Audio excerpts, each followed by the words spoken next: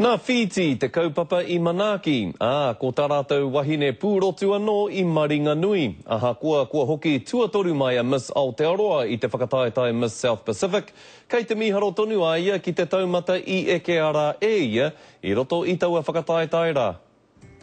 No tērā tau tīmata I era atu kai whakataetai ki te prakatihi. No ngā rā I mua mai o te whakataetai I rongo kōrero a Pare Randall mo tana haerenga ki Fiji. About 2 days. None of us know how we got there really. It was very last minute and I still had to work. Kāri te tino marama ngā moka o te mana tohu iaia hei Miss Aotearoa Pacific. There was no, preliminary pageant, I suppose, here in New Zealand. So she was chosen out of 3.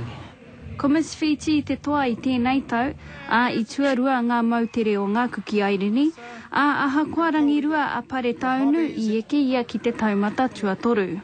E wuri ana te tinana, Miss Aotearoa! E maha te aroha mai te hunga o Fiji.